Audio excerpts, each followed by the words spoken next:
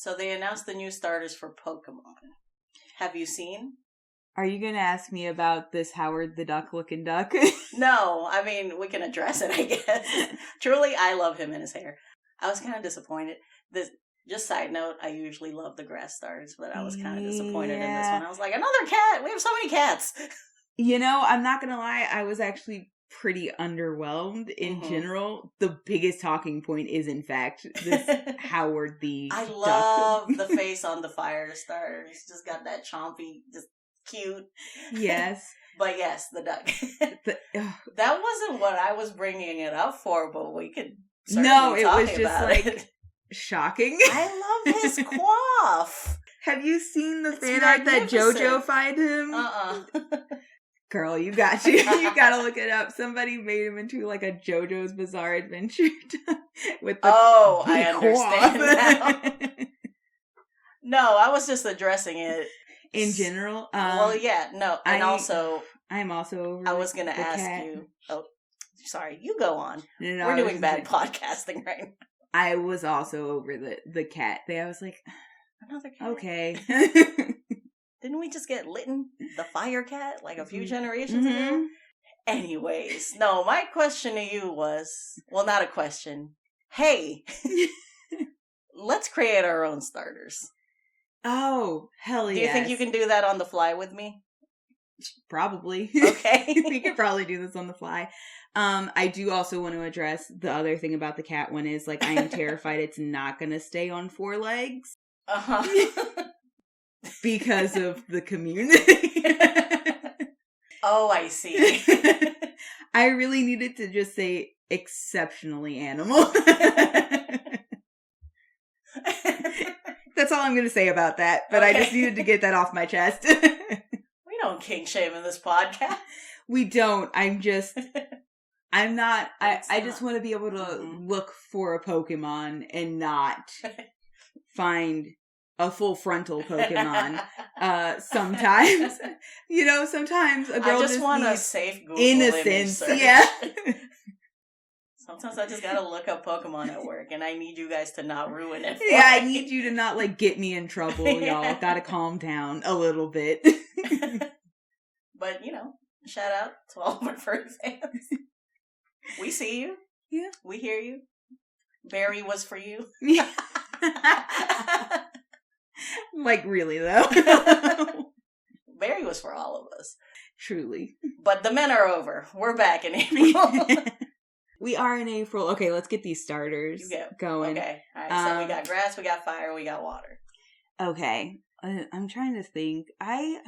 Some inspirations like, what's your favorite animal? Oh, I think we've already had an owl starter. We did already have an owl this starter. This might be a bad intro idea also because we're not super incredibly well versed in Pokemon.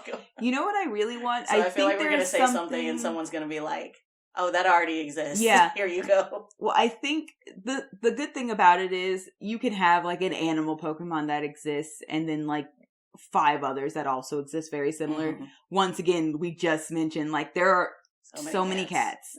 So many cats.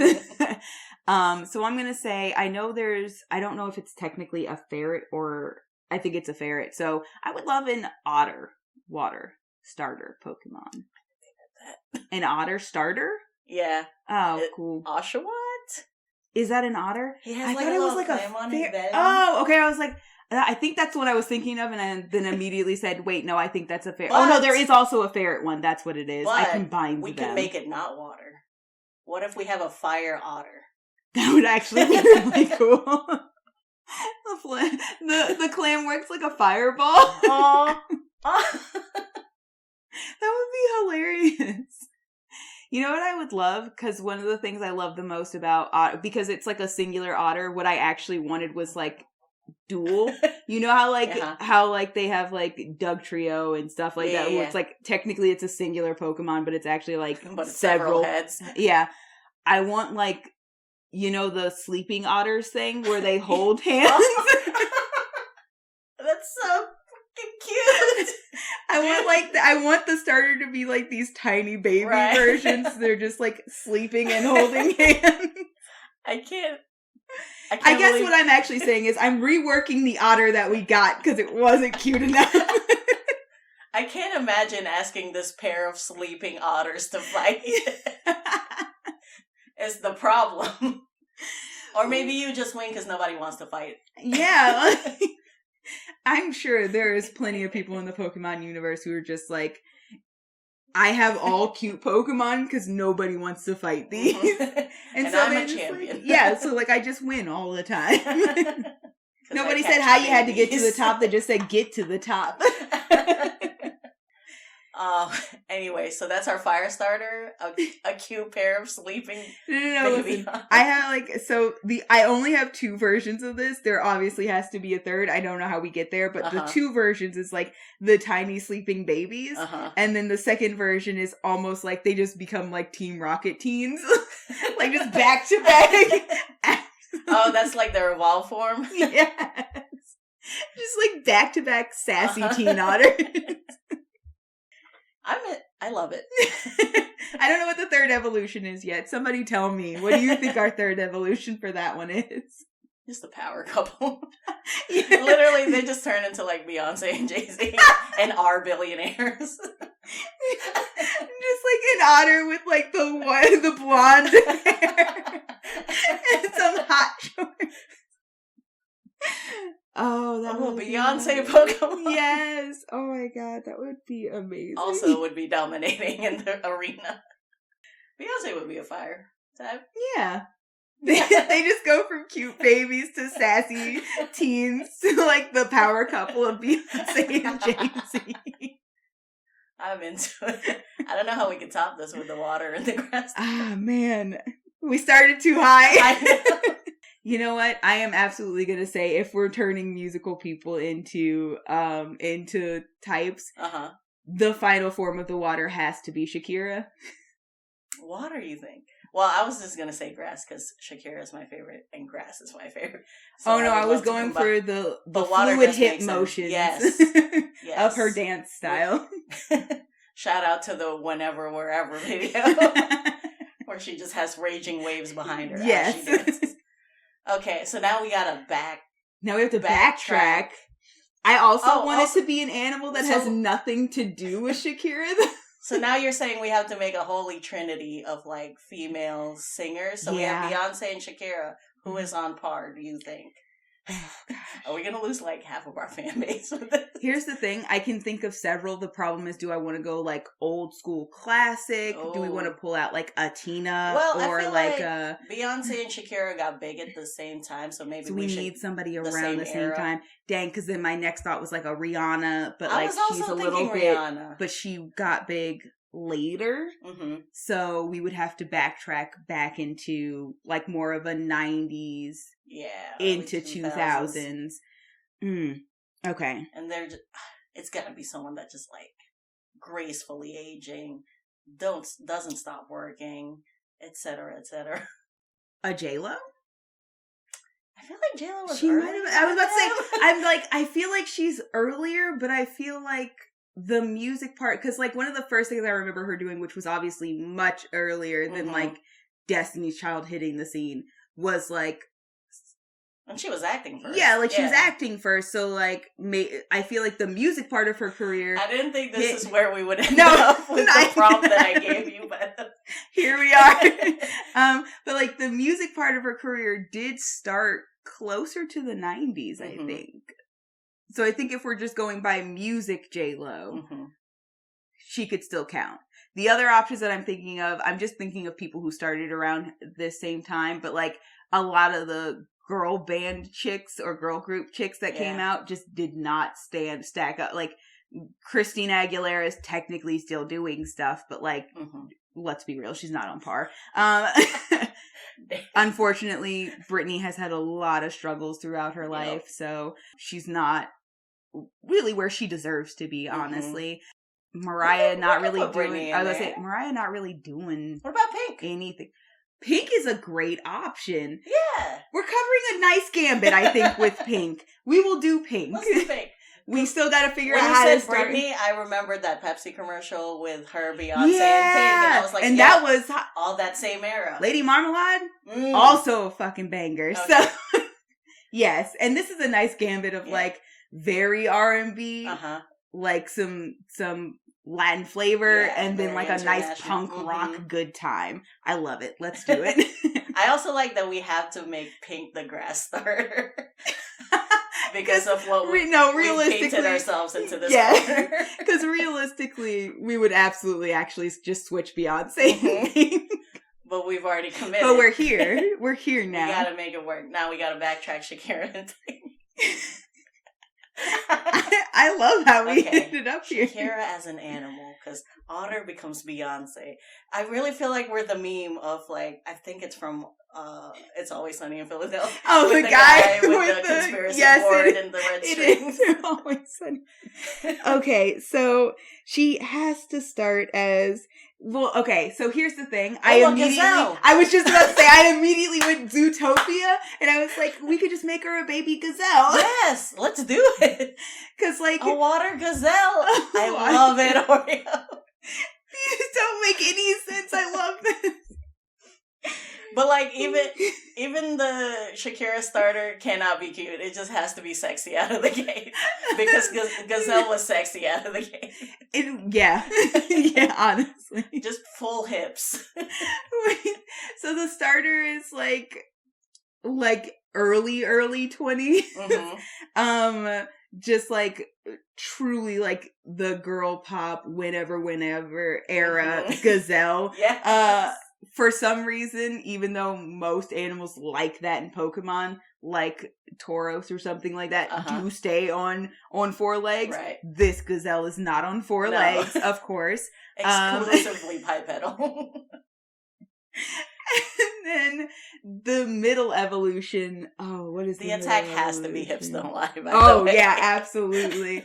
Absolutely. It's a water whip. I love this. We gotta find some, like, skilled Pokemon artists. Oh my gosh, I know. Commission this. Oh, this is wild. What is the middle? What is the middle of just, like, Zootopia's gazelle into full... I was gonna say, the middle of her career from when she started and now is kind of She-Wolf. Which is an entirely different animal, but it's Pokemon. What sense do we need to make? Like something between a gazelle and a She-Wolf. Like a wolf with horns. So a druid. Yeah, basically. But I love that, like, in my mind, the 2 ideas I had was, like, it looks like Beyonce and Jay-Z, but it's just still fully adult otters. Or, like, it just goes from these sassy teen otters into, like, the human versions. I mean, let's talk about how humanoid Incineroar and Machamp and all those Pokemon are. Like, it's not outside the realm of Pokemon. Possibilities. So, we're gonna leave this to you guys. Are they just otters that look like Beyonce and Jay-Z, or do they just fully evolve into human Beyonce and Jay-Z? Yeah. My vote is otters, but like Beyonce hair and Jay-Z. Like the cat. And Chase. I think that's my vote too. I think I like that better. I just like, what I want is like either like the iconic Coachella performance Beyonce outfit or like a throwback like oh god, now Survivor? I'm trying. Yeah, I was like, how far back do I want to go? Do I want to do like Destiny's Child, Survivor Soldier era, or do I want to do like fresh into solo artist, like Crazy in Love, or short shorts and the one of those outfits? But I feel like if this is the adult version, then we just go full iconic Coachella.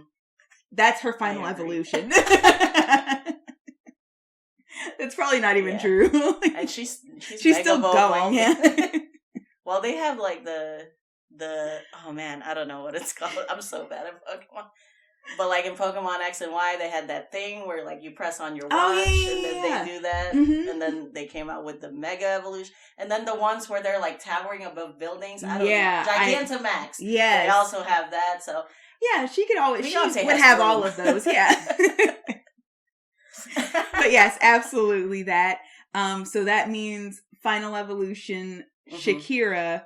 Where is she right now? She is like mom of 2, living her best life in Spain. Not wife, partner of accomplished soccer player, right? Player. What animal is that? Maybe it's just like her evolution, and she goes from a gazelle to a full she-wolf.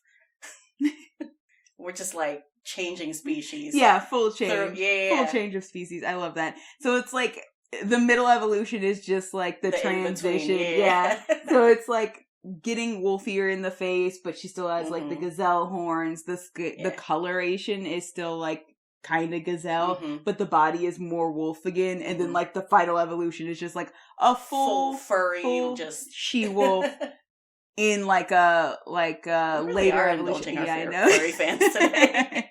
I'm thinking of like a specific outfit because I gave Beyonce the iconic Coachella. So she needs a specific outfit. We could do she-wolf video outfit, or we could do like Waka Waka or something like that. So I'll leave that up to the furry fans' imagination. You guys have fun with that one. You're welcome.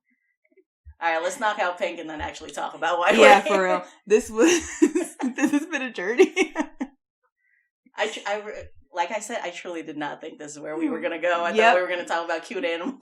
I started with otters. Like, little did we know. All right, so Pink. Pink started out very R&B, right? And then she, expanded more. Well, because she had the voice that led to it, and then she expanded more into all these different genres that she... Oh, man. I'm also gonna... I just love that, like, our animals don't at all match the starter type that they are. So, like, otters for fire, the gazelle and wolf for water. So now I absolutely feel like we have to have something that lends to fire for grass. Okay, so she's just a phoenix.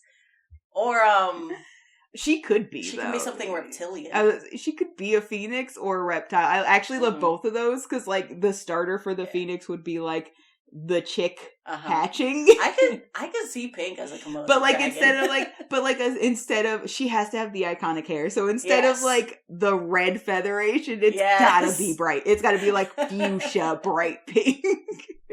I love it. Okay. It's a very, very specific part of my experience with Pink, but I really want her middle evolution to be that one guest spot she did in the Charlie's Angels 2. Yeah. Where she was like a motocross manager and like handler. That's literally one of the first things that I think about, because she also did the song for which that song is so good. A banger, if you will. But I just want that to be like... Okay, so I feel like we have to go Phoenix then, because I want the chick, and then I want like a bird, but in like a full helmet and leather jacket. Like a full motocross outfit bird, but like you see the little bird feet peeking out, and then you have like a feather. I'm doing like a hand motion nobody can see. It's like feathers sticking in front of it. It's feather bangs. But also in Pokemon, some Pokemon like have things that look like they're not part of their bodies, but they are. And also some look like they have body parts that have been acquired physically.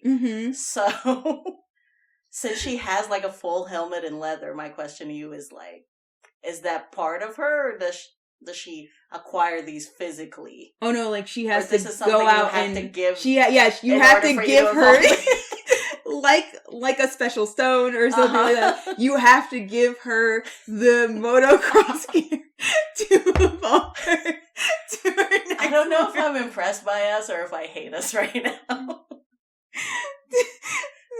Somebody's gonna hate us for this. And then the final form is obviously just like She's doing a lot of aerial acrobatics now, full phoenix, right? doing a lot of aerial acrobatics, which is perfect for a grass type. And she's still, instead of the normal red, orange, yellow, just like a pink evolution. Yep. That's it. I can't tell if we did good or bad, Oreo. I love them. I love them in a way that's like, these are not at all Pokemon, but like also I still love this. Anything could be a Pokemon. people are fighting with ice cream, okay? Like, don't come at me for this. You let me have my Pokemon. There's a chandelier, for crying out loud. I have to cut off this intro. Oh no, we're done. So much time. I feel like if we're not done, we will have nobody left. We have to be done. The lore is expanding so much. But hey, let us know in the comments what the name should be for these Pokemon. I want some solid puns, you guys. Absolutely. Oh, they have. If they're not, I don't want to hear it.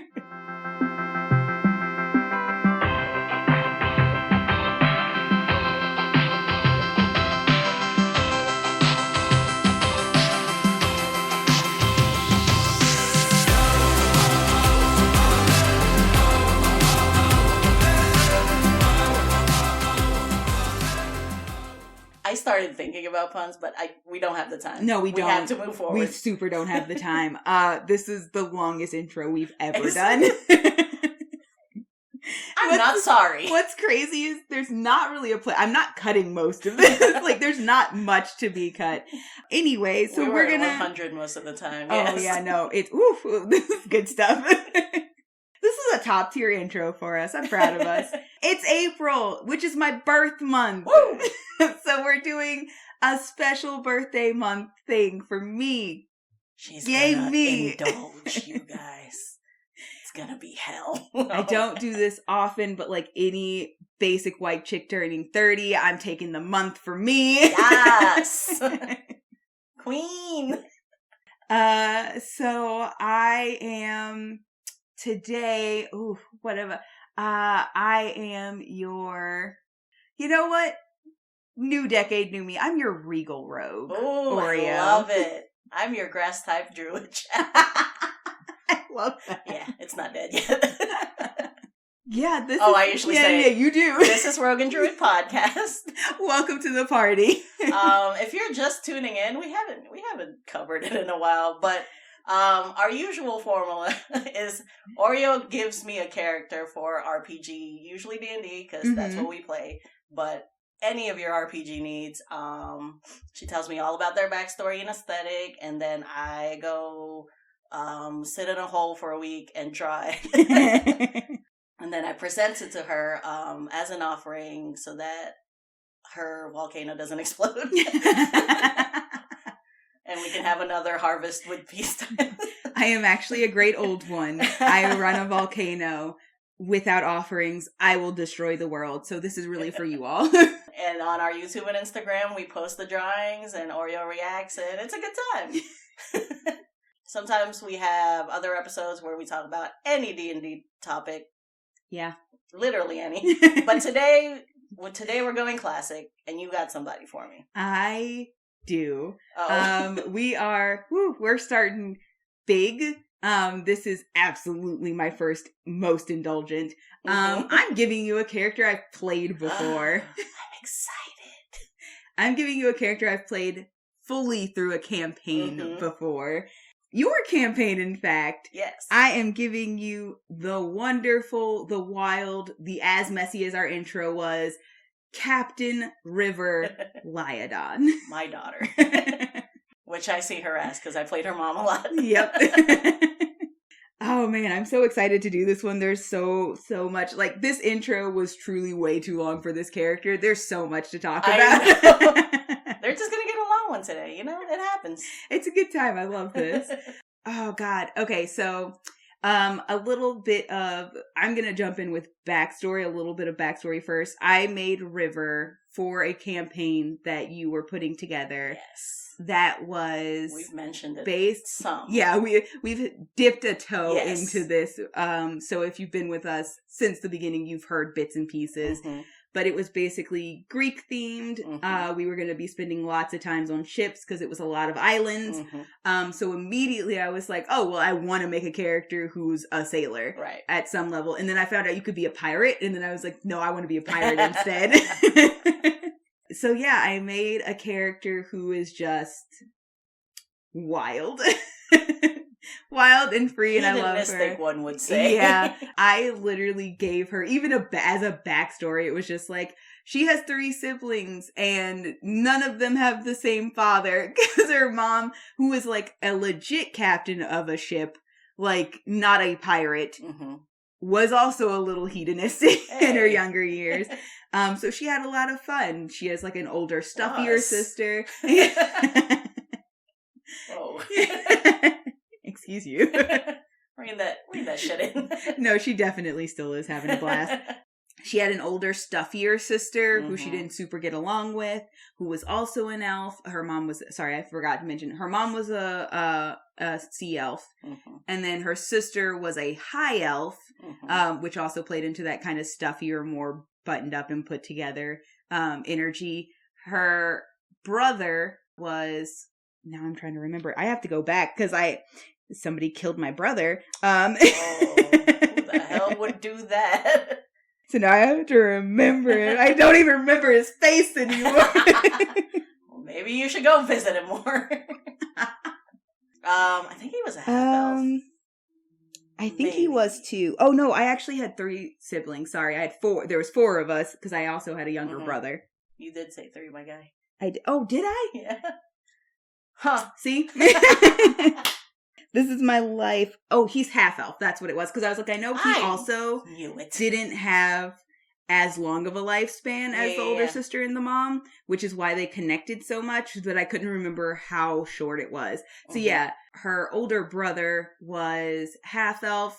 She was actually a water Genasi, and then her youngest brother was also an elf, a sea elf like the mom. So there was just like, it was a lot going on, but a fun time.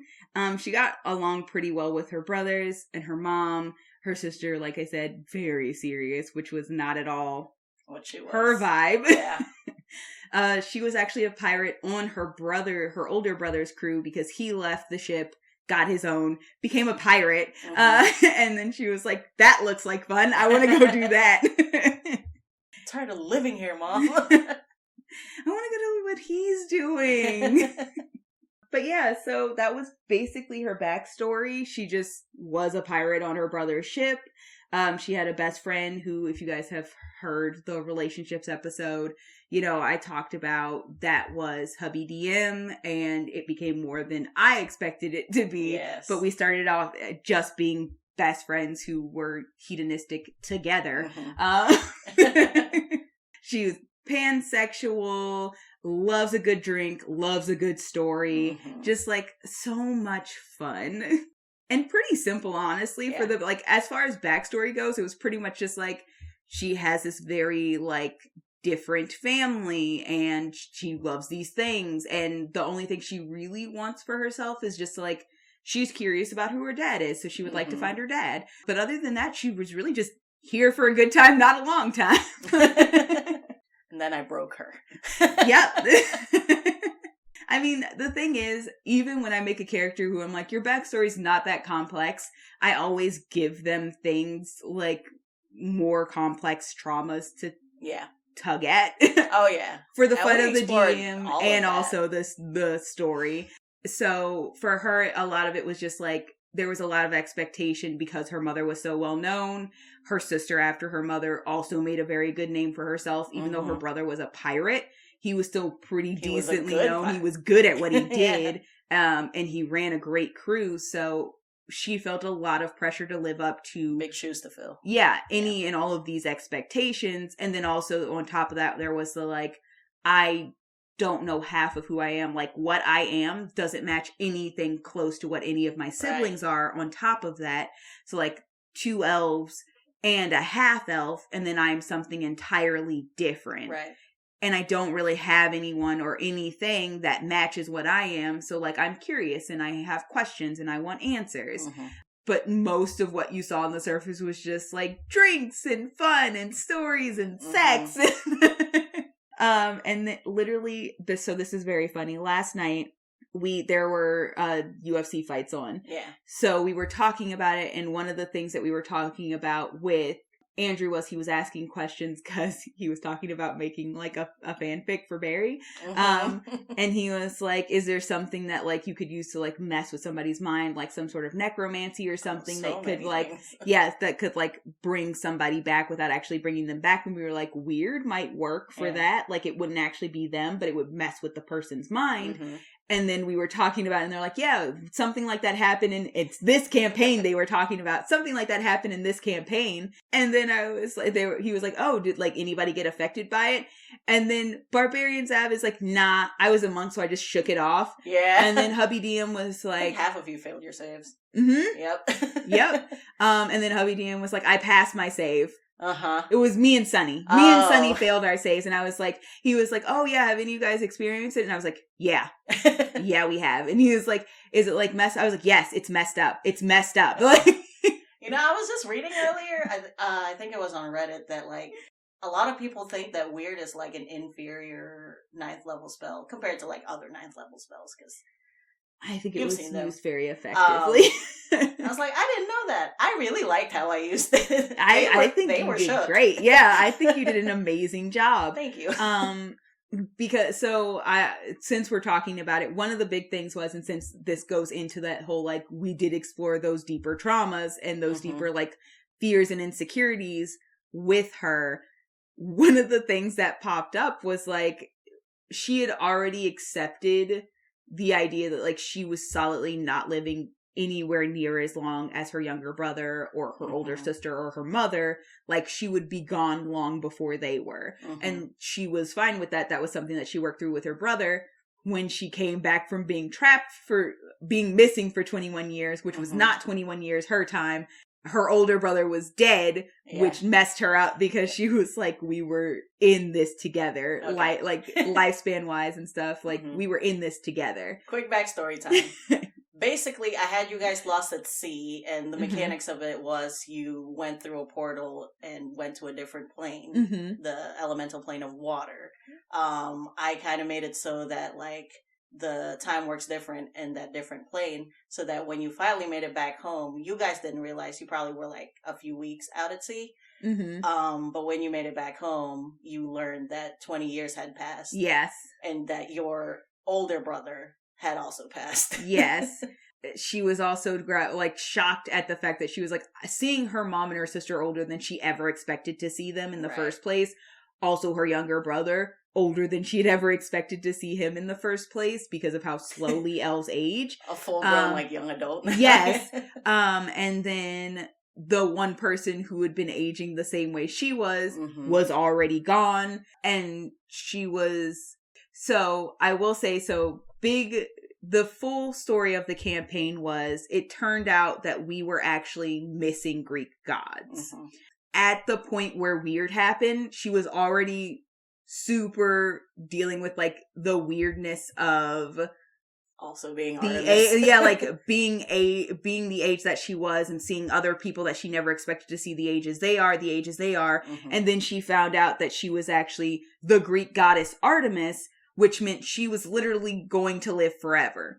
And like that fucked her up a lot because she was like, I was struggling to live up to the expectations my family had made. I am now a Greek goddess that everybody has expectations of, and I am already failing those expectations royally. And then it also hit her like she is always she is going to watch her mother and her sister and her younger brother age and die, and she will still be here. And like, obviously being a goddess, she has the ability to visit them in the underworld, but it's like when you spent that much time of your life because of what happened to them, thinking you were just a regular mortal, and then grappling with the reality of like, nope, you just didn't remember you were this being. It was a lot. So the weird was basically just like, I distinctly remember this. This is how hard this hit me. It was like, it feels so good to hear. I'm not gonna lie. It was like it was like statues of like her mom and her sister, and she was watching them age and crumble into dust, and like And it was really like, and it was like the all these people praying to her and her not being able to do what they need her to do. And like, it was just like, it was like the weight of all of this. Like, you will live so long that they will be forgotten by history and you'll still be here. And also, you couldn't even stack up to like your mortal mother. You're a goddess now. You're not living up to anybody's expectations, not even close. And you still like, and your dad sucks, so ha. It was just like everything that because when I found out, this is hilarious, but when I found out that my dad was Zeus, I was like, oh man. That the dad I had been searching for was like this man running around and causing a muck of everything. I was just like, no, he sucks. My dad sucks. Yeah. And also, we should point out that, like, pretty early on in the campaign, being a captain of the ship that you guys were all on was thrust upon you. Kind of in, like, a nose-go situation of, who's going to be captain? And everyone was like, I would really rather not. It was literally, like, we were not expecting to get a ship to begin with. And then we were gifted a ship because we came in hot fucking up, by the way, but we managed to do something right. We were gifted a ship and then we were like, holy shit, we have a ship. We've got to find a crew to run this. Right. So then we had to scramble for a crew and then they were like, great, who's the captain? And then like immediately half of the crew was like, we're not captain savvy. Like, one, Barbarian Zav character, Vise, was like, I don't ship. Right. Period. Like, point blank, period. Right. Probably not the best choice for a captain. And then Val, who was Sunny's character, was like, I mean, obviously, I've been on ships because we knew each other. Yeah. We just hadn't at that point been spending a lot of time together. But we knew each other because we had grown up together. So she was like, I've been on ships, but I can't lead. I don't lead. And I was like, that's fair. So it literally came down to my character, River, and Hubby DM's character, Homer, and he was like, nose goes. He was like, ew, no. Basically, she was like, responsibility. Oh. I hate you, but I guess I'm the captain now. So yeah, you spent all 90% of the campaign being like, I'm not a good leader. I cannot stack up to the type of captain that literally the rest of my family is. Like I have to figure it out. And then we were immediately also thrust into a war. So it was like, you're now the captain and you weren't prepared to captain a ship. And now you have to lead your ship into battle. And I was just like, I'm failing everything and everyone. I don't know how to make this choice. So I just turned the ship into a democracy out of panic. And I was like, who wants to go to war? And everybody was like, I mean, I don't want... Everybody was like, I want the money and I also don't want like my home to burn. So I guess I'll go to war. None of us are happy about this. And I was like, okay, well, majority rule, I guess. Which is what started this whole thing. So yes, I was floundering. I was floundering the whole campaign, which is great. The crew was messy. I was a messy captain. This all just kind of somehow worked. Like, we managed to be good at what we did, but we were solidly on accident good. It reminds me of like sometimes when I'm driving and at the end I'm like, but did you die? It kind of feels like, yeah, but did the ship sink? Yeah. My ship is afloat. I don't know what you... My ship is afloat and I'm a Greek goddess. This is fine. This is fine. Everything's fine. That was my mentality though. It was like, I want to do the things that I liked doing, which was like port and drinks and sex and a good time and like experiencing new people. Yeah, it was like in stories and the fun parts of sailing. I didn't want the responsibility of sailing. I don't want to be responsible for people's lives. Right. And yeah, there you were. Yep. I'm glad that hit so hard. But yeah, I'm not going to lie, it was great. And it was very fun to be like, because we were you want, like, sometimes you want a campaign that's like, we're big damn heroes. Mm-hmm. Like, we are the Lord of the Rings. We are these epic heroes. But, like, we were Monty Python and the Holy Grail. And we just kind of floundered into success. Failing forward. Yeah, exactly. Which was also a great time, honestly. But I love that we didn't, like, because you get that meme where it's like, oh, how you start a campaign and it's like Lord of the Rings, how you end a campaign and it's Monty Python. Mm-hmm. There was never a moment where we were Lord of the Rings. We started Monty Python and we ended strong Monty Python. Just buffer. Like, we succeeded, damn it. I don't know how we got here, but we won. Yeah, you want to talk about her physical attributes? Yes, this is some of my favorite part, honestly. We love a Genasi. Genasi are so fun because they're just like more extreme humans. Although I do love to make a wild-looking human as well. For those that don't know, a Genasi is a half elemental, half human. So fire, water, air. It's the other one. Earth. Yes, I've seen Avatar. I know that. But yeah, so, and I obviously specifically picked Water Genasi because it worked really well for the campaign that we were in. But I do love all of them are very cool and aesthetically pleasing. Oh, yeah. The only thing I will say is I low-key wish there were more elements. Yeah, some in-betweens, like mud and lava. Yes, that would be a lot of fun. I mean, as it is, you can kind of flavor text that, but there are certain things that it's like, this would be a lot of fun if you just made this a thing. But anyway, that's just my hope for the future.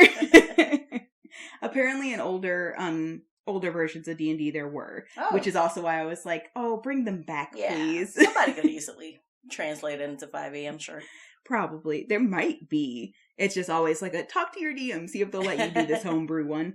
But yeah, so as a Water Genasi, I gave her clear blue skin. The color of like a clear blue beach water. So very soft, very light. And then I also gave her teal hair, long teal hair.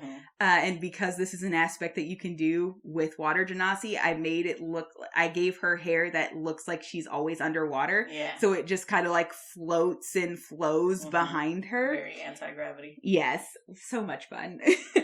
And the nice thing about that is, unlike when you have to get out of the water at the end of the day, it always looks great and majestic. Because the hair looks great when you're taking that picture underwater. The second you get out, it's just a flop. Yeah. The second you get out, you're just that girl from, was it The Ring? Oh, The Ring. Just wet and covered. I gave her silver pupilless eyes. And that I specifically took because technically Water Genasi or Genasi in general don't have pupilless eyes, but because her mom is actually an elf, I did give her that aspect to make her look more like her mom. I also gave her like pointed ears, but I gave them like the half elf version of a pointed ear, so they're less extreme than a full elf. And then this you cannot actually write, but I do want to add this in because visually I loved it. You can't add this in because like you can't make this work in a picture, but one of the things that you also get as a Water Genasi is, and you can do this with certain other Genasi, like Earth is, it's like, it kind of sounds like gravel when you speak, or like you can hear rumbling in the background or something. Air does like a breathy or like an echo, which is very cool. And then fire gives like crackling or something. So one of the things you could do with water was have like almost siren or whale noise sound whenever you speak on top of your words. And I absolutely added that because I was like, that's fucking cool. And I specifically gave her whale noises. And during campaign, I would turn them on in the background as I was talking. It was a lot of fun. I loved it. So immersive. Get you a player like Oreo. And then the other thing I gave her was like these light dew drop water droplets on her skin, which is also another thing that they describe in the book, which I also found very fun and wonderful. And then also to the nitty gritty part of it, I gave her a bunch of tattoos because she's a sailor. Yes. And what I gave her was I had a octopus on her left shoulder whose tentacles like went across her collarbone and then also mirrored on the back as well. So they went across the front and back. And like then hugging her from the left side. Yes. And then I gave her a beautiful mermaid with pale skin and silvery blue hair, which was supposed to represent her mother. And you can see it's the mermaid with an iridescent tail, and then she's holding two mer children, toddlers. The girl with blue skin and teal hair, which is supposed to represent her. So it's basically a mural of her family, but as mer people, which is very cool. And then her younger brother, because they're the two smallest ones, and he was a pale boy with black hair. And then their tails were the color of the older mermaid's hair. This is a back piece, so this one does not. We'll even see this. Yes, but I'm still gonna describe it for you guys because I loved the tattoos I gave her. We're indulging. That's why.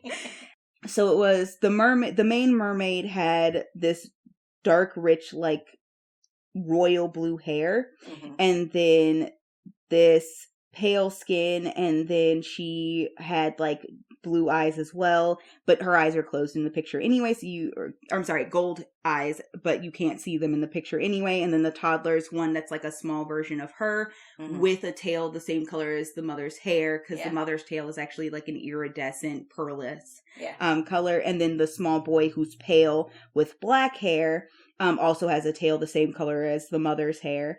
And then there's the two older kids who were mer people. One's the older sister, so similar matching tail to the mother, and then also her actual visual implementations, which was like the brown, more regal looking of like a sun high elf, and then obviously also her brother, who as a half elf was also like brown, but he had like a bluey hair just to like connotate that half sea elf vibe. I think when I made this character, fun fact, there was no like subclasses for half elf, so you didn't have the subclasses that allowed you to pick a specific type of half elf that you were. And actually this was fresh after sea elf had come out and been added, so there was no half sea elf option, which just when I picked him, I was just like, okay, well then he just has to be a base half elf with the physical features that denote that he's a sea elf. But I was thinking about that as I was reading this description, I was like, if that had existed, he wouldn't look like this, but that's funny. And then the other things you might actually see, I'll jump ahead to that part, is I also gave her on her right shoulder a compass with its arrow pointing north to a full moon, and then the other phases of the moon surrounding the compass. Starting at the end of the full moon, on her right forearm, I put a hippocampus. And then I do. And then on her left forearm, a woman riding a deer shooting an arrow while dogs run alongside her arm. So it's basically an image of Artemis, because that was the goddess she followed. Narcissistic much? Which I guess I should actually like explain, because the physical description, like I started talking about like the backstory and weird and all that stuff, but like the character herself was a arcane archer fighter. So as an archer, she followed the archer goddess Artemis. Wild. Which just Yo, there was a moment where I was describing like everything you guys described as characters and why it translated so well into you guys being the gods that I picked for you. And Spidey just like, we walked right into her trap. We did. I lived for that moment. The thing that got me was, it's like, obviously we picked our characters. Yeah. You had written this story out. We had no idea. All we knew is it's like, oh, Greek. Yeah. Greek themed story. Make a character. And I had, because the only other character I had played at that point was Amma, I was like, I really want to be an archer. Like, I like bow aesthetic. So I really want to be an archer. So I just picked an arcane archer fighter because I was like, this is archer, but best. Sorry, Rangers.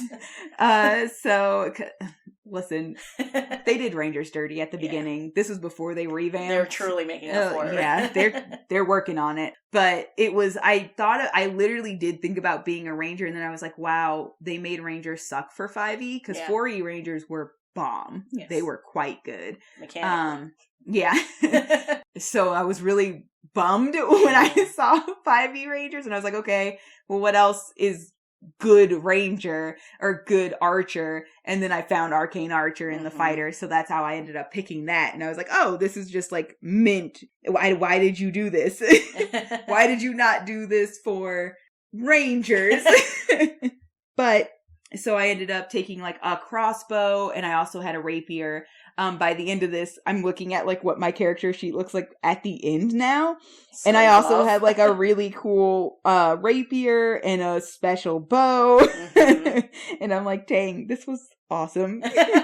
I miss being so strong. My initiative was plus 10. It was crazy, you guys. My initiative was plus 10. The final boss fight, one of the big minions, you just straight banished. I used a banishing So here's the funny thing about that. I was not prepared. I attempted to banish Cerberus. This is wild sounding. I attempted to banish Cerberus, and it worked, and then he immediately negated it because he had legendary resistance. So like we were running into hell, and now I can't even remember the very specific. Oh, we were trying to get somebody back. We were running into hell to get somebody back. This is a wild story, by the way. Just like as I'm listening to bits and pieces of, we were running into hell to get somebody back. Yeah. We ran past Cerberus because we did not do a good job of trying to fight him at all. We didn't want to fight him. We just wanted to get past him, and he guards the gate, so he wasn't going to let us pass. So we were just like, run. And so we just booked into hell, and he was like, get back here, because he guards hell. So he's like running after us, and we're like, please no, we don't want to fight you. We don't want to fight you. We're not trying to start a fight with the gods of hell. And so I shot an arrow to banish him so that he would just go away for a little bit, so we had time to run past where we needed to get past, and he flickered out of existence on our plane, and then immediately bamfed back, and I was like, fuck! Run! Run faster! Also a very close encounter, if I remember correctly. Oh, You guys barely made it. Oh yeah, I was like, by the skin of my teeth, I made it past him. It was stressful. And that's why I was like, please just go away for a minute. Just go away for a minute. So this was only the second time I had attempted my banishing arrow. And it had gone bad the first time. So I was just like, fuck it. It's the final battle. I might as well try it. And I immediately, my very first action, because once again, plus 10 initiative, I went first. Yes. No, I didn't. I didn't go first because we had a monk, a level 19 monk on our team. So he went first, and then I went like right after. And I was like, 2 big golems, too much for us to deal with on top of this god we're about to fight. So I just shot an arrow at one to try to banish it. And immediately it was like, okay, I guess he's gone. And then I was like, the mini off of the meta. I literally just sat, everybody was like, ah! It was absolutely one of those moments where I was like, oh my god, it worked. I was so happy for you. And then he came back way late, and we were like, okay, well now we have to deal with this guy. But yeah, Arcane Archers. It's nice. It's a lot of fun. Yeah. I absolutely loved it. And then like, because at that point I was doing so good already, I just went hard. And I also gave her sharpshooter, which just fucked your whole day up in a couple of different situations, which was fun for me. Yeah. Oh, for sure. Ignoring 1/2 and 3/4 cover, using the long range on your weapon as your regular, it's crazy. I one-shotted somebody from way too far away after, because that was the first thing I took, and like I just was like, I already have this. I think you were getting a deer like in the middle of a forest. Yeah, and like way across the way you got him. It was like he was running away, and we were like, no, we really need the food, and so I was like, fuck it, I got sharpshooter. I might as well try it. And so I just went, I aim, and I try to, like, aim where it's gonna be, and then I just release. Mm-hmm. And it was like, there's no way. Because, like, I did the sharpshooter, I took my neg 5, Mm-hmm. And then just, like, one shot killed the deer, and I was like, I narrated, and I was like, you feel the presence of Artemis guide your arrow, or your bolt, because it was yeah. And then I was just like, wow, sharpshooter is awesome. And then I also took crossbow expert, because I also rolled with the crossbow, and then I took alert, because that seemed like it would help me a lot, which is also how my initiative got plus 10. Yo, you took alert, and Sunny's character took observant. It was fuck shit past you guys. It was so dumb. You were like, that's fine. Because, like, every time it was like, oh, they sneak up on you, I was like, I have alert, so, and I'm awake. And you were like, I guess they don't sneak up on you then. Well, you turn around then.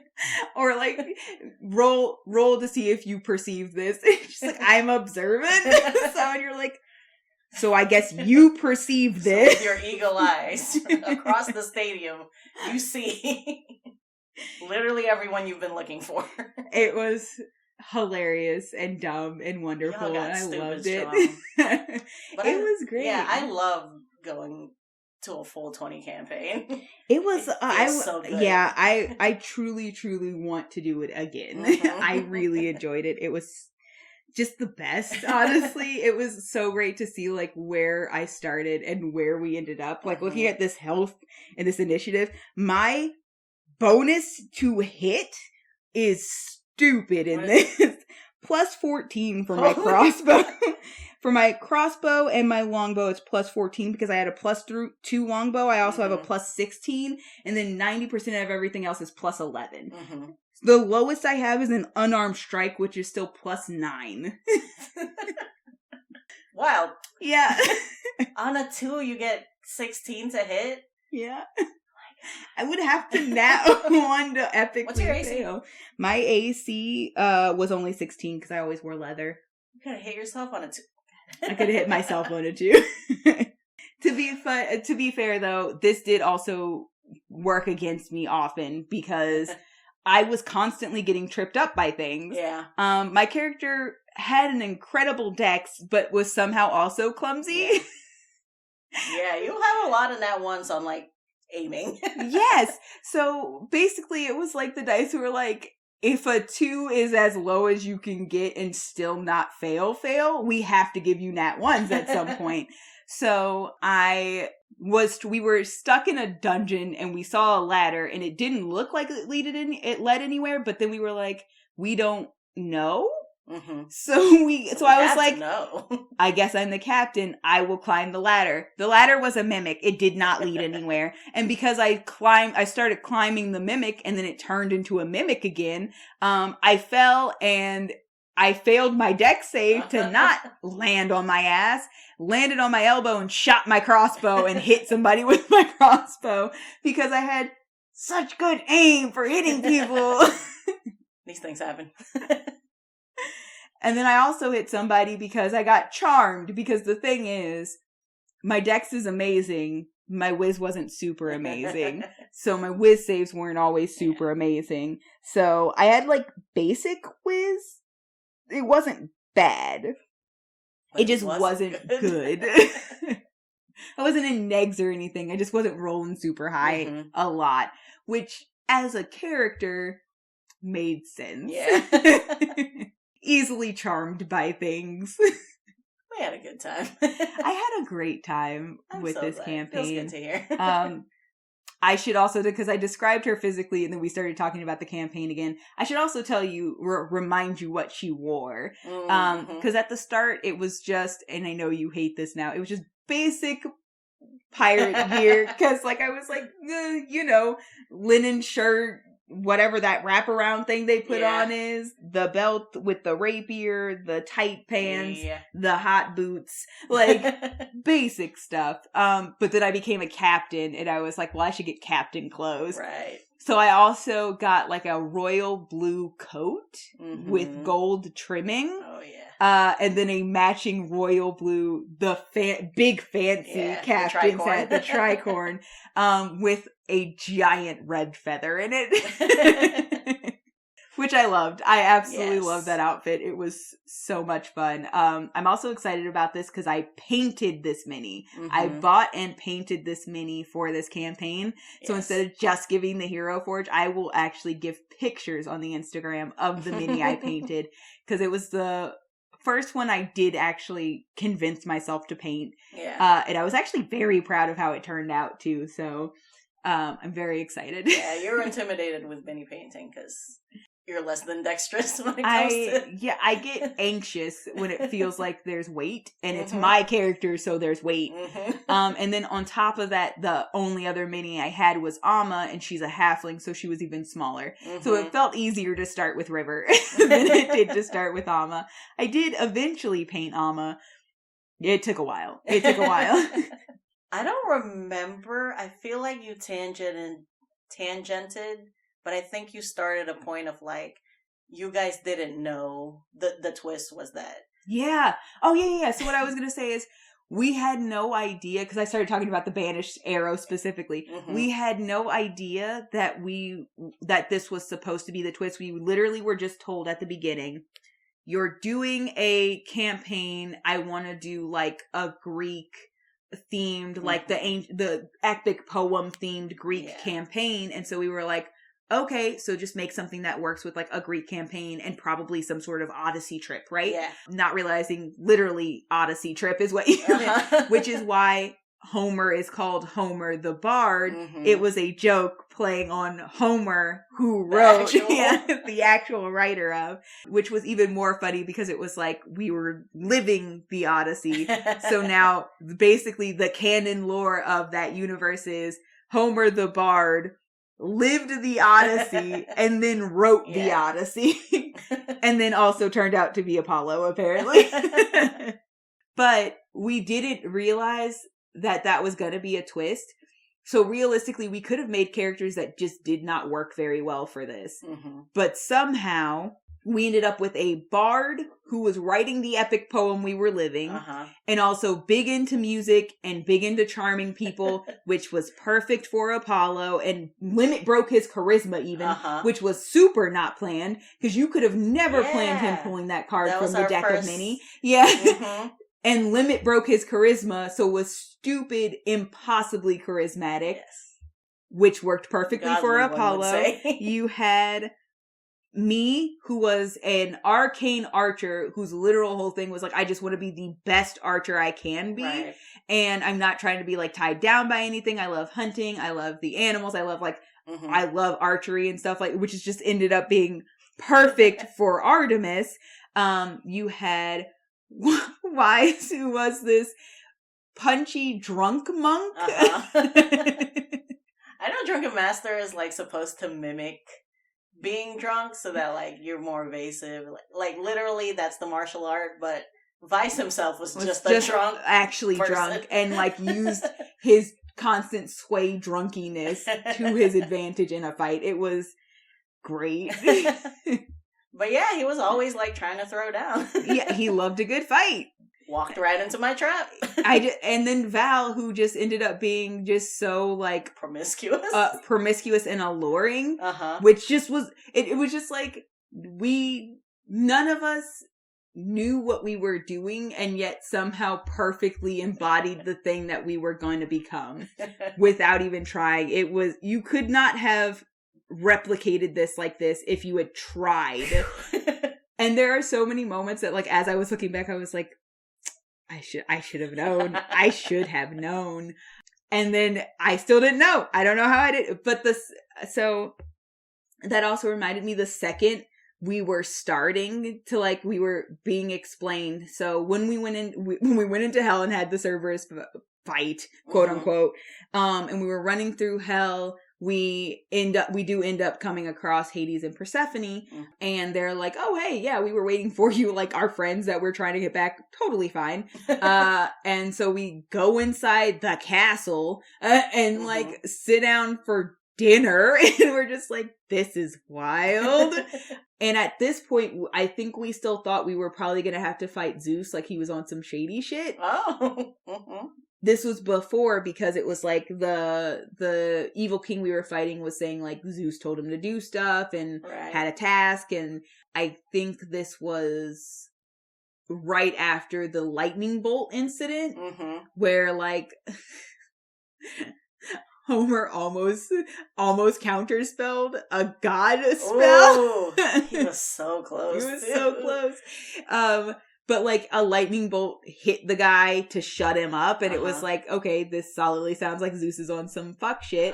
Like, and so we thought we were gonna have to fight him. We didn't understand the full situation yet, and then we're sitting down to dinner, and as like Vise takes a bite, and just like eats a food from the underworld, full dies and comes back as a god.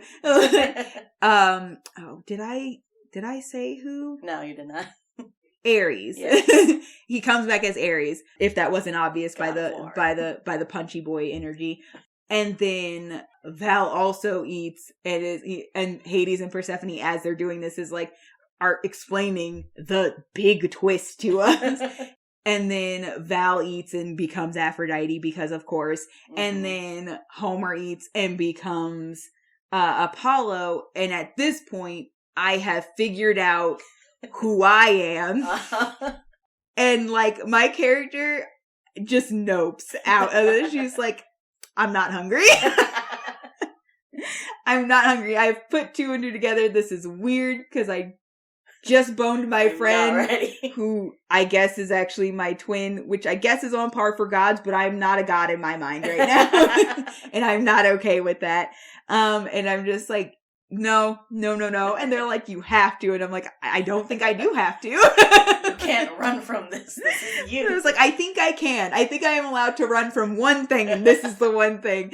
And it was like a back and forth petulant child 15-minute like argument where they're like, eat the food. And I'm like, no. Eat your vegetables. No. That was fun reveal. Oh God. It was hilarious. What a good time. I love that campaign. It was amazing. I loved your characters. Well, all of y'all's. But yeah. I truly love breaking you guys. But yeah, at least like 3 or 4 times throughout the campaign, I sent you questions checking in on your characters. And I was like, well, what's going on with your character? And always you were like, she is worried about the shoes she has to fill. She thinks she is a failing leader. And I was like, okay, I will keep preying on this mentality. Thank you for your input. Yeah, I will also say the thing that I loved the most was, it's like, once I was like, I'm not happy to be Artemis right now, but like, I know I have the power to now definitely help people that I care about. I feel a little bit better about that. I also got to see my brother while we were in the underworld. He ended up in the good place somehow. Surprising, but happy for him. And so like, I got to talk to my brother, which was really great, which helped get me closure in that regard as well.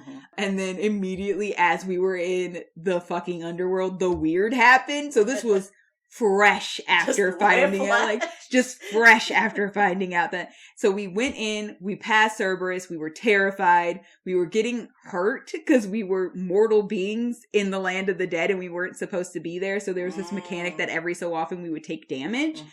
Then we ended up at the good place and we found the guy that Val had been romancing, but yeah, before we disappeared for 20 years and he was dead when we came back as well. And then I found my brother. And so we had a nice conversation. And then part of River was like, I don't want to leave you. And then he was like, I mean, this isn't where you belong right now. Like, I'm good. I'm having a blast. And so we left to go find our friends, and then we found our friends, and it turned out Hades and Persephone are cool. They're not doing anything shady, and they're just like, hey, we kind of just needed to get you here. And then they give us the big reveal, and I'm like, wow, I'm no longer okay. I'm less okay again. And then immediately after that, while we're still reeling from this reality, well, not all of us. Vise was fine. Vise was dumb at this point. Like, yeah, he did the opposite on the deck of many things. Yeah, he limit broke stupidness. He was super dumb. He was just like, oh, cool. Like, roll with it. Tracks. He was like, yeah, I guess that makes sense. And it's like, what the fuck? How does this just perfectly make... Never mind. Like, whatever. I'm not asking you smart people questions. Mm-hmm.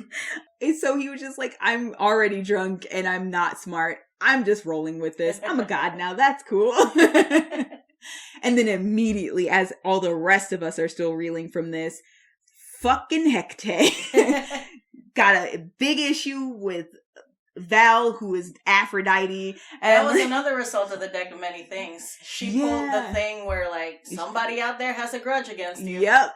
And I was like, great, now I gotta look up, like, why do people hate Aphrodite?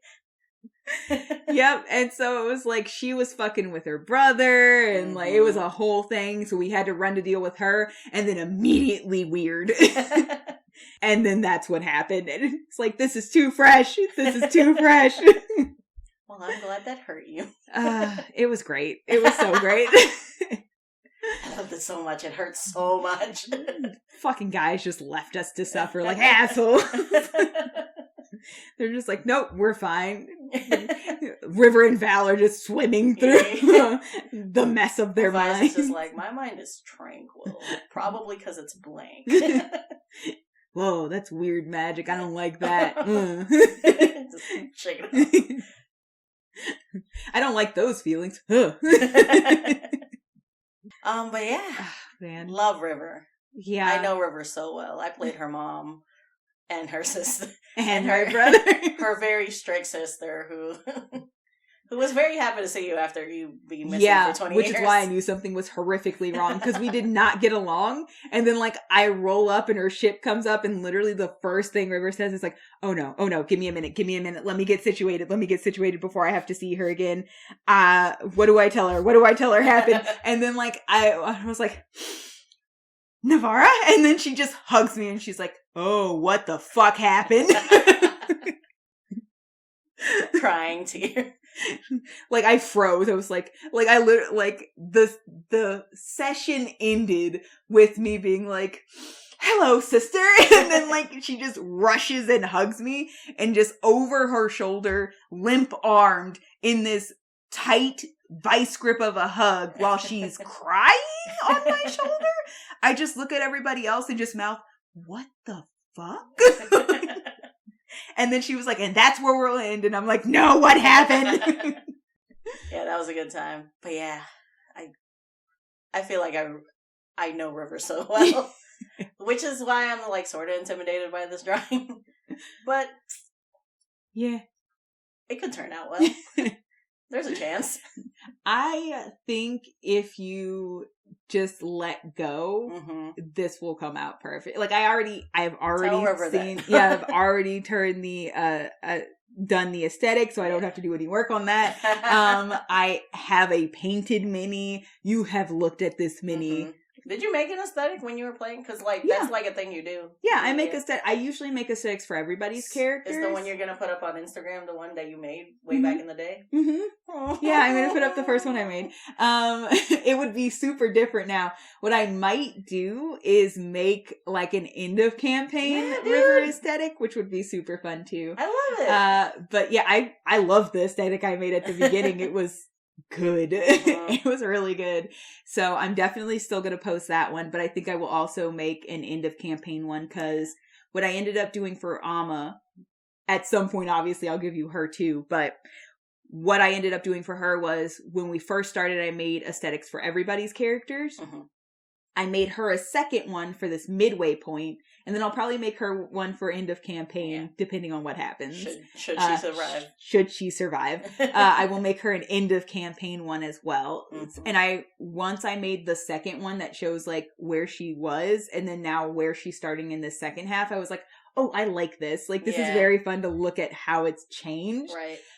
So I'm very excited I think I'm definitely going to make a second one to show, like, that was River at the beginning. This is River now. So I'll probably post 2 for that one. Oh, yes. I super agree. And then, I'm just so excited to see what you do. But I'm just like, I'm not worried because like you spent a year and some change intimately with this character, not just playing, but looking at this mini every battle. So I'm confident. Yeah, I think the bigger thing is going to be you making a decision of how you want to depict her. Yeah. Because it's like, ooh, code or no code? Because like we got the tattoos on the one, but then on the other hand, the coat, really nice coat. The coat and the tricorn were just iconic. If anything, I have too many options. Because there was also a period of time where I cut my hair off, and which shocked everybody. Because her hair was such like the coat, like the tricorn, the hair was such an iconic image of River. Like the mini is long out there hair, tricorn coat, and then the pirate clothes underneath. It was such an iconic thing. It was like a thing you always notice, and you're like, oh nope, there she is. And then I cut it off like midway through the campaign. I got a potion to grow it back for a dramatic reveal because of course I needed a dramatic reveal because this character was primed for a dramatic reveal. She's not a bard, but she's quite dramatic. She was like, no, I need you to know it was me. Drink potion. But I cut it off because we were doing something and we were trying not to obviously be us. And I was like, this hair is telling. Very telling. So I cut all my hair off and then everybody was like, your hair. And I was like, guys, calm down. It's coming back. Like, this isn't permanent. I made you guys do the Olympics. Yep. And we had to be sneaky so that the king who sent us off to die didn't know that it was us. And I was like, this hair. I want someone to steal this. I had so much fun with that campaign. But yeah, steal the idea that your players are actually Greek gods, but they just don't know it. They'll walk into it. Yeah. Have some faith. Yeah. They will. The nice thing about the Greek pantheon is it's also large, so it's not hard to but I truly feel like you were like, I have a set. Very poetic, pun intended. Yep.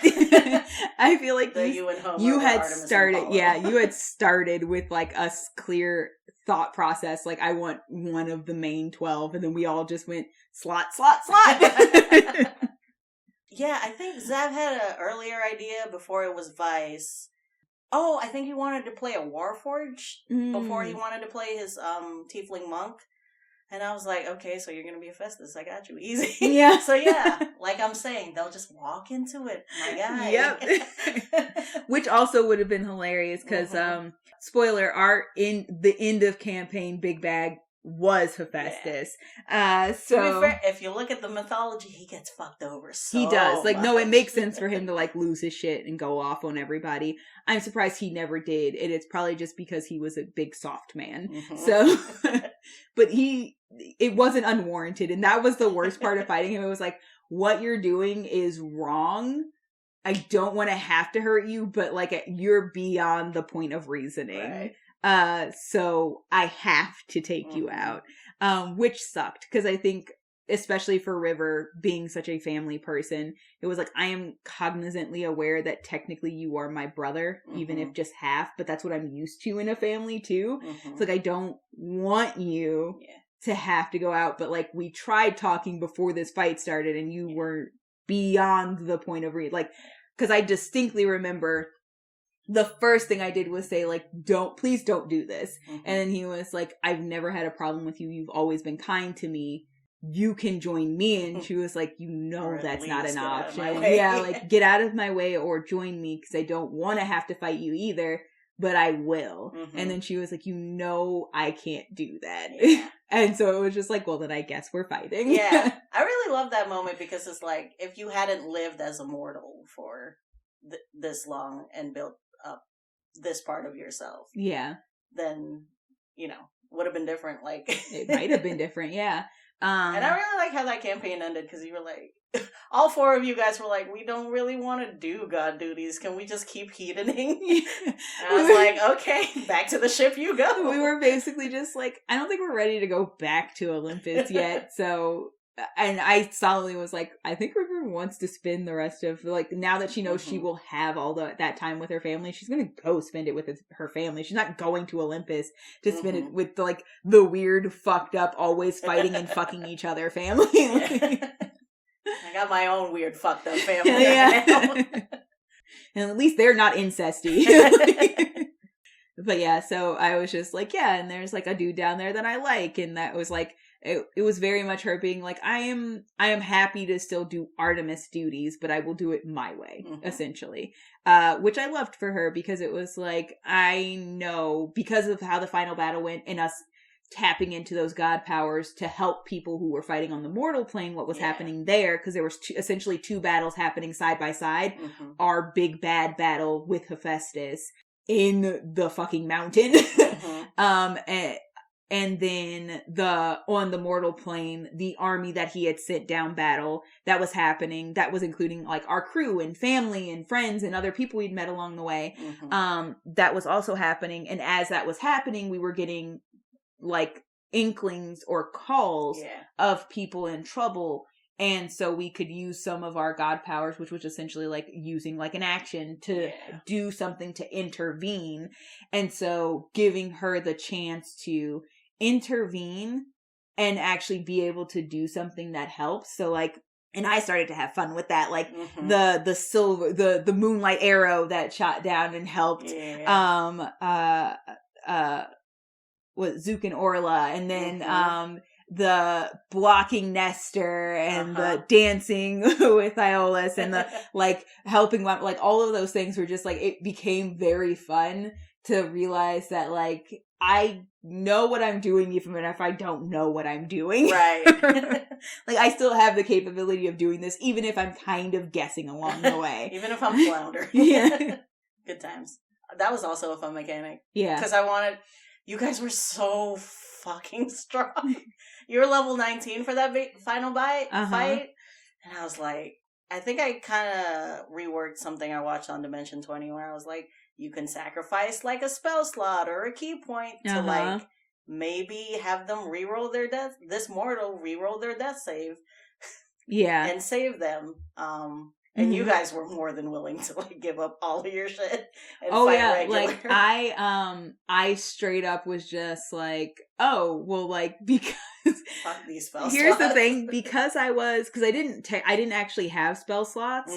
I had an earring that gave me message, and then I had my water Genasi racial spells, right, which don't technically have spell slots. They're like, you can do this spell, you can do it a very finite amount of times, but you can do this spell. So I didn't have any spell slots to sacrifice, but thank God I was a level 19 fighter, because I had many shots that I could take. So it was like, I will shoot him twice and I will save 2 people. Right, exactly. And then I also, because of how good we got and how well oriented as a team we were by that point, I was never using an action surge. So I was just throwing action surges out the window to save people. I was like, focus on the fight. I got this. But yeah, you guys, I didn't want you to save everyone, but you saved everyone. We saved everyone.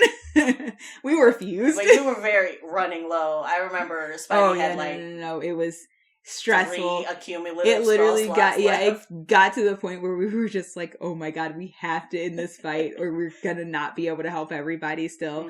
And that's why I was like, I am so happy I never bothered to use action surges. Like, I have so many attacks I don't use. But yeah, that was a fun mechanic because it like really played. I liked it because we spent the whole campaign, you guys really grew fond of the NPCs. I was like, what are you willing to give up to make sure what are you willing to sacrifice? Yeah. And I that was just such a like, if I would love to see that mechanic used again. Like, I really enjoyed having to play on that, like, the greater good versus these people that we care about the most. And like I said, we got lucky because, yes, I had a shit ton. Like, if we had not had a fighter, this would have been a lot rougher of a go. But because I was a 19th level fighter, I had a lot of extra attacks. So I was just I was like, yep, I guess I'm only attacking once or twice for this time. Yeah. Now, I guess I will sacrifice. When at like level 19, you could be doing like 4 to 8 hits. Yeah. Oh God. Because of that, because of the crossbow expert, I did even more attacks with my bonus action. So it was like, I could be doing a lot more attacks. I'm willing to sacrifice. Like, I feel like a child again. I'm doing like one whole hit in a bonus action, but I will sacrifice every other one of these extra attacks to save these people. Because big thing about River was like, she doesn't like having to give up things she likes. And I like these people. But yeah, I would definitely use that again. I had so much fun with it. Is that everything? Yeah, I truly, if we kept going, we would just keep talking about the campaign at this point. But I've given you the physical description. You know what kind of armor she wears. Mm-hmm. You know what abilities she had and what she used to fight with. I will say, for anybody who's curious on playing a character like this, I started, obviously, because being an archer was going to be so important. I started with Dex being the very highest thing I gave myself. Yeah. Because she was a water Genasi, she had a little bit of like help for things like acid and stuff like that. So I didn't give her a super high con because I didn't expect her to be high in the fight. I did actually end up being the tank of our group just because that's how it played out. We had a druid, a bard, and a monk, and then me. So I was technically the tankiest character. Yeah. So I did end up growing her con a lot higher as we went on, just to make her able to stand longer in a battle. But the two things I focused on because of the personality of the character were Dex, that was for mechanical purposes, and then also charisma. Those were the two highest things that I gave her. Right. And then, like I said, as I went on, con became very important. I think as a fighter, it's always nice to have like a decent con. That way, if you don't realize you're going to be the tank, you're still in a good place. And then her mental things were like, her wisdom was decent. It was just, she was also very self-indulgent. So she didn't have a great, I don't want to say filter's not the right word. I mean, she didn't have a filter really when she was talking, but she was adorable and people loved her anyway because of that high charisma. But no, she didn't have like the best self-control is what I meant. So she still was very self-indulgent in the things she liked. So I still put things like whiz and intelligence lower, and then also strength because I knew the main things I was using were the rapier, which is a dex-based weapon, the crossbow, dex-based, and the longbow, also dex-based. I really didn't need that much strength. So I just dumped strength, honestly. I ended up with a pretty okay strength, but like I solidly dumped it when I started. It was my dump stat. I mean, hey, if you roll bad. Yep. Fuck your strength. Yep. But yeah, so mechanically that's pretty much it. And then like I said, I like the longbow, crossbow, rapier. You obviously only get, well, because you're a fighter, you actually get a decent number of weapons. So I started with a longbow, a crossbow, and a rapier. I got a better rapier as we went on, but I had 3 weapons to start. So, and then I just favored the crossbow. And then, like I said, if you're really, really going hard because you're doing an arcane archer, sharpshooter is absolutely amazing. I highly, highly suggest it. It is a S tier feat. Yeah, it's so good. It is stupid. I like the first time I used it, I was like, wow, this is wild. I love this. And then crossbow expert, if you decide to take the crossbow, because obviously you don't have to if you're not big on them, but crossbow expert is very, very helpful because a crossbow is kind of limiting. Having crossbow expert and getting to use it twice instead, because like a lot within 5 feet, like right next to somebody. Yes, so big. That was so big for that character. So I those would be, especially because you were the tank. Yeah, people were always around you. I solidly, like, you don't have to take alert. It's nice to have a better initiative, but you super don't really need it. So if you're only taking 2 feats or you want to take as few feats as possible to make the best version of that, definitely those are the 2 that you want to take. Love River. Yeah, me too. Love that whole crew. They were great. They were great. All right, yeah, that's it. That's River. All right, well, what? Tune in 2 days when I'm done with drawing her. Yep. Yeah. I was like, Oreo, we have to record April super early. I'm going to need a lot of time for all of your... Yes, you are. Because you were talking about how much you're going to indulge. I'm going to indulge. I have been like, I'm going to give you mostly simple characters with like maybe some kind of complicated things. But I was like, this is my birth month. Hey, I want these specific characters. You deserve it. So yeah, I'm super excited to see this month. I really also love like already knowing the character you're talking about. Yeah, that does help a lot. Like I have a good feel for this character, yeah. So again, if you're tuning in for the first time, this is actually not formula. No, because usually we know this character. I don't know what she's bringing to the table. And yeah, usually it's a character that I've never gotten to play, and I'm walking her fully through the backstory, but like we experienced this character and her backstory together. So this is a lot more like, this was the campaign and it was fun, and also here's also the character that I'm giving you. She's both our child in different ways. Yep. Awesome. Oh, since I did mention that I will have 2 different versions of the aesthetic, because I'm going to give my original aesthetic that I made when we were starting the campaign, and then also now that I know what she ended up doing at the end of campaign aesthetic, this is a great place to let you know we have an Instagram at Rogan Druid. And on the Instagram, I do those aesthetics. Oh, I also already have her as a sim because I also started doing that as we were playing. So I will have Sim Sunday's version of this character as well. On Tuesday, we do a close-up teaser of the actual artwork that Xiao's going to put out. And then on Thursday, we also give the full artwork and speed draw. That one does not have any sound with it. It's just an experience for you guys to see. If you do want to experience the full reaction when I see the art in the speed draw, you can go to our YouTube and enjoy that. The YouTube also has the podcast if you prefer listening to your podcast on YouTube. And that is at Rogan Druid Pod, right? Is it? No, there's no at. Oh, yeah. No. Well, duh. It's not at. It's Rogan Druid Podcast. You can find us. It's whatever. The same picture. Same thing. I also include links to those things in the descriptions anyway. So just click the link because I never remember our name. I got good at Instagram and then I immediately fucked up our YouTube. So there you go. Good. Do you think we'll have content on TikTok by now? Yeah, I don't think it will be very hard since you already have drawings for us to get content up on TikTok. We just have to do the thing. Yeah. So find us on TikTok. It's the same handle as Instagram, right? I don't know. You Druid. Made our TikTok. Yeah, you were on it last though. I was looking at animal videos you want from me. But yeah, same as the Instagram at Rogan Druid. Is that all we're working on our social right now? Yeah. Yeah, please rate and review us. I think it's just Apple Podcasts and Audible/Amazon that has like a rating system. So I know for a fact you can rate on Spotify because we did get rated on Spotify. I don't know if you can comment, but I know for a fact you can rate. Maybe it's just Google Podcasts that doesn't have that whole system. I don't think they do. I know because you listen to my podcast on Google, so I know for a fact you can't rate a podcast on Google.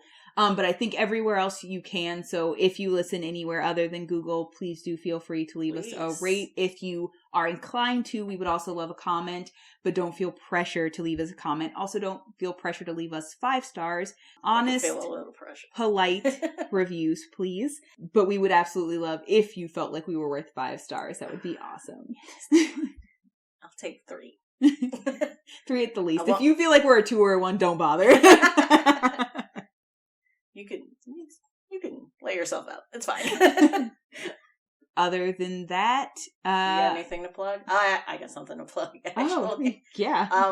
Well, I want to do this little corner of like, what have you been into lately? I actually got this from NADPOD. I was listening and Caldwell was talking about this anime, but it's called Ranking of Kings. Yeah. I don't know if I told you about it last night, but you follow this adorable little boy.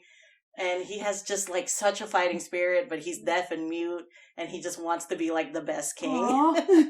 But, like, also political intrigue is happening around him. Oh, my God. You know, nobody thinks he's good enough to be the king because he's deaf and mute, but, like... Oh, no. It's so good and so cute. And, you like, episode 1, you're rooting for this little guy. Oh man, I'm gonna have to check that out. So that's my plug. Anything? So at lunch, I usually watch things, but I also watch things that I'm not like so invested in that I need to see the next episode. So I watch a lot of competition shows. Mm-hmm. So I started watching one called Glow Up, which has 3 seasons. It's on Netflix. Mm-hmm. It's makeup artists. It's another British competition show. So it's not like rude asshole Americans, just so you guys know. It's called Glow Up. They're basically aspiring makeup artists. Mm-hmm. So it's a makeup artist competition. And it's really fascinating. The actual like things that they have to do are very fun.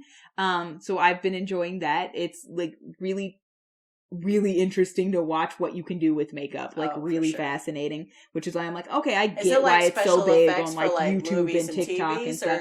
Oh, it runs the full gambit. They do like social media makeup, TV and movies, not just special effects, but like trying to do like period piece makeups and stuff like that. They make art on people's faces. Like it just a full gambit of different ways you can utilize makeup to do things. They cover all of them. They do fashion week, like everything. That's rad. It is pretty cool. I've seen it in passing, but I haven't given it a chance yet. I really enjoy it. Good. I have also been lucky that like the person I'm reading for the most for the first 2 seasons, I was like, oh yay, 1. It's the same like cast for no. Like each season, I have been like as time has gone on, I've rooted for a specific person, and I've been lucky enough that I haven't been disappointed by who. Like even if I'm like, I just don't super want this person to win, it's like they don't, and I'm like, good.